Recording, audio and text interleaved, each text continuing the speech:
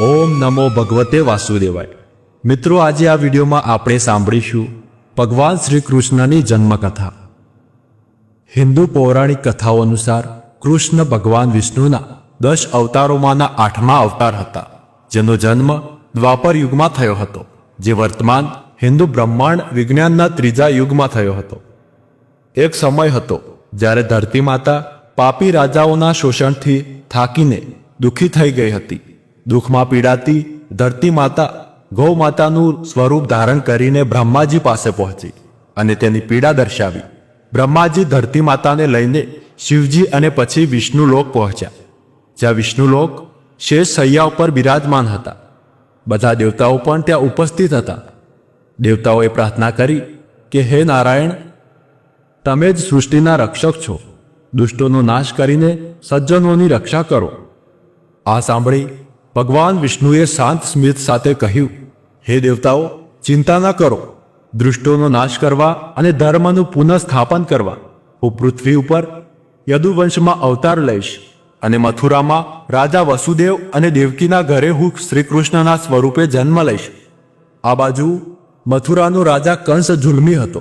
કંસના અનેક જુલ્મો મથુરાની પ્રજા સહન કરતી હતી। ઉગ્રસેનની દીકરી દેવકીનું વિવેચાળ વાસુદેવ સાથે થયું। રાજા ઉગ્રસેને દીકરીના લગ્ન લીધા, દીકરીને ઘણું આપ્યું। દેવકીનો ભાઈ કંસ પોતાની બહેનને વિદાય આપવા જાય છે। કંસ જાતે પોતાના બહેનની વિદાયનો રથ હાંકવા બેઠો છે। એટલામાં આકાશવાણી થઈ કે હે કંસ, તારી બહેન દેવકીનો 8મો ગર્ભ તારો કાળ બનશે અને તારો વિનાશ કરશે। આકાશવાણી સાંભળી કંસ ગુસ્સે ભરાયો, તલવાર અગામી બહેનને બનેવીને મારવા તૈયાર થયો। વાસુદેવ કંસને કહ્યું, હે કંસ, મેં તારી બહેન દેવકી સાથે લગ્ન કર્યા છે, હજી તો મીંઢોળ પણ છૂટ્યા નથી। લગ્ન પછી સંસાર ભોગવવાની અમારી ઈચ્છા છે। અમે અમારા જેટલા સંતાનો થશે એટલા તને આપી દઈશું। દેવકીએ કહ્યું, વસુદેવ મામા ભાણેજને કંઈક ભેટ આપે, તેને બદલે મારા બાળકો જ કંસને આપી દેવા। દેવકીને ઘણું દુઃખ થાય છે। ત્યારબાદ દેવકી વસુદેવને 5 દીકરા થયા। એક દિવસ કંસ રાજસભામાં બેઠેલો દેવકીના બાળકોને મારી નાખવાની યોજના કરે છે। તે જ વખતે નારદજી શ્રીમંત નારાયણ નારાયણ નારાયણ કરતો જપ કરતા ત્યાં આવી પહોંચ્યા અને ત્યાં આવીને કંસને જોતા નારદજીએ કહ્યું, હે કંસ, તમે કેમ આમ સુકાઈ ગયા છો? કંસે નારદજીની આકાશવાણીની બધી વાત કરી। નારદજી કહ્યું, હે કંસ રાજા, કોઈ પણ વાત સાંભળો તેના પર ધીરજથી વિચાર કરજો। દેવકીનો 8મો બાળક તમારો કાળ છે, પણ તે 8મો પહેલેથી કે છેલ્લેથી? કંસે આ સાંભળતા જ દેવકી વાસુદેવના બધા પુત્રોને નારિયેળ વધેરે તેમ વધેરી નાખ્યા। વસુદેવ દેવકીને જેલમાં પૂર્યા। દેવકી ખૂબ કલ્પાત કરવા લાગ્યા, મારા નિર્દોષ બાળકોને મામાએ મારી નાખ્યા। વસુદેવ દેવકીને ધીરજ આપતા કહે છે, હે દેવકી, ઈશ્વરને જે ગમે તે સહન કરવું, હૃદયમાં ઈશ્વરને રાખી તેનું સ્મરણ કરવું અને દુઃખમાં ધીરજ રાખવી। એમ કરતા કરતા દેવકીના 7મા ગર્ભની શરૂઆત થઈ। દેવકી વસુદેવ ઈશ્વરની આરાધના કરવા લાગ્યા, હે ભગવાન, તમારા સિવાય અમારું કોઈ નથી, ને જો તમારી સાચી ભક્તિ કરી હોય તો અમારા સંકટના સમયમાં અમારી વારે થાજો। વસુદેવ દેવકીને કહે છે, હે દેવકી, ભગવાન પાસે કંઈ ન માંગવું અને ફક્ત ભગવાનનું ભજન કરો। ભગવાને યોગમાયાને કહ્યું, દેવકીના 7મા ગર્ભને ખેંચી રોહિણીના ગર્ભમાં મૂકી આવ અને તું ગોકુળમાં યશોદાના પેટે જન્મ લે। ગોકુળના રાજા નંદરાયના ઘરે અનેક ગાયો હતી, પણ સંતાન ન હતું। નંદરાય શાંડિલ્ય ઋષિને કહે છે, અમારી કુંડળી માંડો અને કહો કે અમારા નસીબ આવા કેમ? શાંડિલ્ય ઋષિએ કહ્યું, હે નંદરાય, તમે અને યશોદાજી એકાદશીનું વ્રત કરો। નંદરાય અને યશોદા 12 મહિના સુધી એકાદશીનું વ્રત કરે છે। આ બાજુ યોગમાયાએ દેવકીના 7મા ગર્ભને રોહિણીના પેટમાં મૂકી દીધો અને યશોદાના પેટે જન્મ લીધો। ભગવાન દેવકીના 8મા ગર્ભમાં હતા। વસુદેવ દેવકી દિવસ રાત ઈશ્વરનું સ્મરણ કરે છે। નંદરાય અને યશોદા એકાદશીનું વ્રત કરે છે। 10 માસ ને 10 દિવસ થયા છે। ઝરમર ઝરમર વરસાદ વરસે છે। બ્રાહ્મણો વેદ મંત્રો બોલે છે।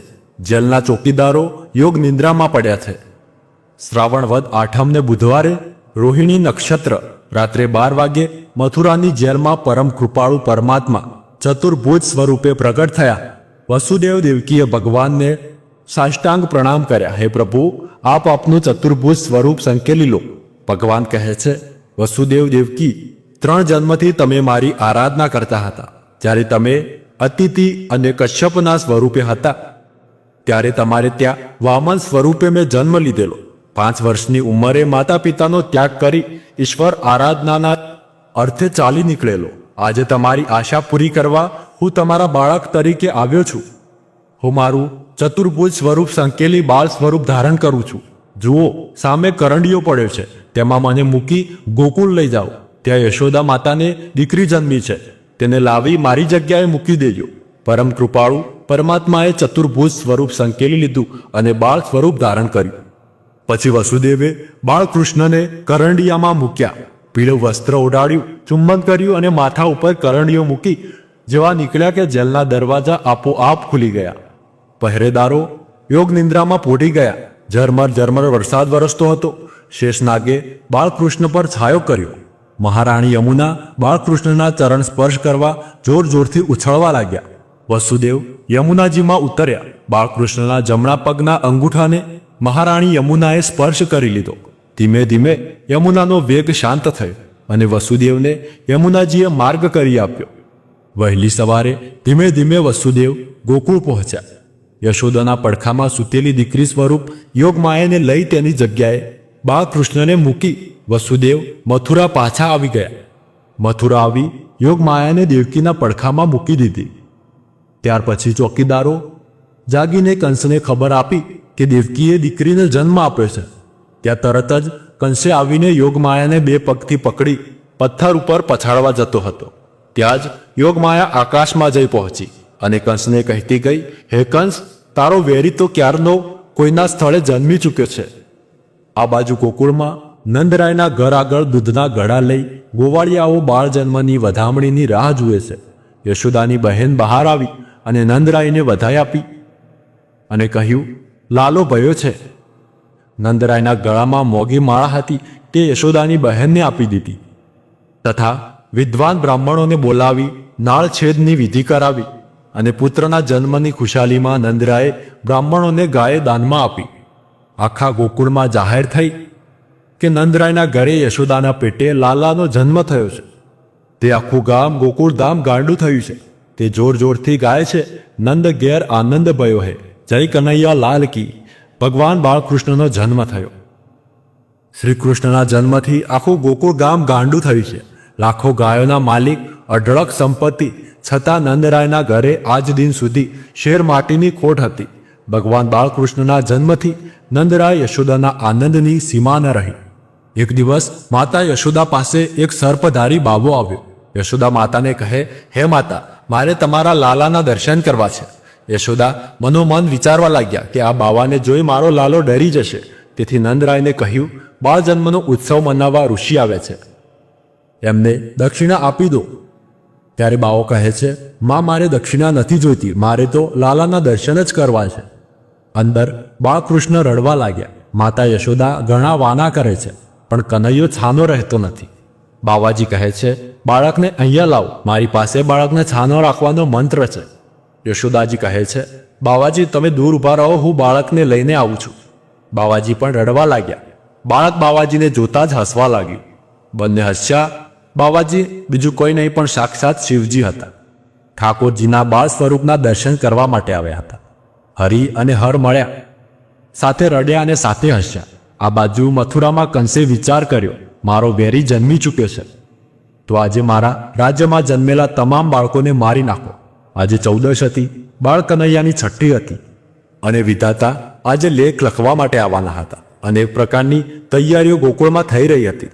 આજના ઉત્સવમાં ભાગ લેવા માનવ મહેરામ મણ ઉમટ્યો હતો. ત્યારબાદ શ્રી કૃષ્ણએ ગોકુળમાં રહીને એમની ઘણી જ લીલાઓ રચી હતી અને છેલ્લે તેના મામા કંસનો વધ કર્યો હતો. તો મિત્રો, આ હતી ભગવાન શ્રી કૃષ્ણના જન્મની કથા. તો આશા કરું છું કે તમને આ કથા પસંદ આવી હશે. પસંદ આવી હોય તો વિડીયોને એક લાઇક કરી લેજો. ચેનલ ઉપર નવા હોય તો સબસ્ક્રાઇબ કરી લેજો. અને તમે ચાહો છો કે ભગવાન શ્રી કૃષ્ણના આશીર્વાદ હંમેશા તમારા ઉપર બન્યા રહે તો તો વિડીયોને એક લાઇક અને કોમેન્ટમાં જય શ્રી કૃષ્ણ અવશ્ય લખી લેજો. મળીએ આગળના વિડીયોમાં. ત્યાર સુધી ધન્યવાદ.